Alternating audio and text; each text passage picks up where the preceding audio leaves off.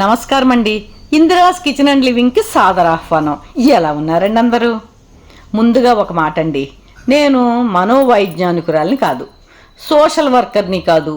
ఈ టాపిక్లో వైద్య సాంకేతిక చట్టపరమైన అంశాలు ఏమైనా ఉంటే వాటి మీద వివరణ ఇచ్చుకునే ప్రావీణ్యత లేదు.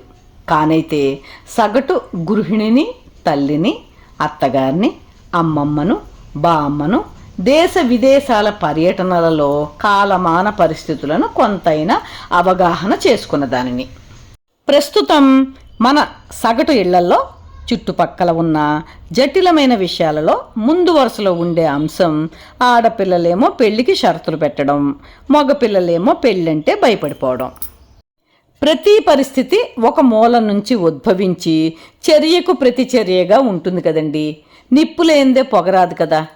మన భారతీయ వివాహ వ్యవస్థ అతి పురాతనమైన సనాతన ధర్మం మూలాల నుండి ఏర్పడింది కదండి. ధర్మాలలో గృహస్థాశ్రమ ధర్మం గురించి చెప్పుకోవాలి.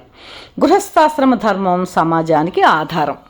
గృహస్థాశ్రమ ధర్మం సంతానోత్పత్తి, వంశ పరంపరను ముందుకు తీసుకెళ్లడానికి, ధర్మార్థ కామ మోక్షాలను పరిధుల్లో అనుసరించడానికి నిర్దేశించబడింది.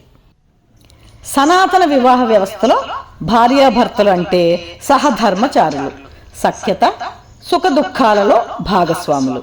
వివాహంలో అగ్నిసాక్షిగా చేసే ప్రమాణాలు, సప్తపది, భార్యాభర్తలిద్దరిని సమానులుగాను, జెండర్ పరంగా వివక్షత లేనివారుగాను, shoulder to shoulder, eye to eye, hand in hand, నువ్వు నేను కలిసి మనం అనే సిద్ధాంతమే మన వివాహ వ్యవస్థ.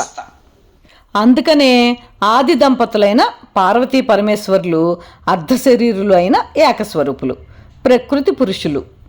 ఈ మూలం నుంచి ప్రస్తుత పరిస్థితుల వరకు ఎక్కడో అగ్ని రాజిల్లుకుంది, అదే పొగ పెడుతోంది అని నాకు అనిపిస్తుందండి. దీని గురించి నా నెక్స్ట్ వీడియోస్లో చర్చిస్తూ ఫ్యూచర్కి మనం ఎలా ప్రిపేర్ అయితే బాగుంటుందో తెలుసుకుందామా అండి. ఈ వీడియో కనుక మీకు నచ్చినట్లయితే లైక్, షేరు, కామెంటు చేయండి. సబ్స్క్రైబ్ చేసుకునే వారు ఉంటే సబ్స్క్రైబ్ చేసుకోండి. మీ లైక్స్ నాకు చాలా అమూల్యమండి. Thank you.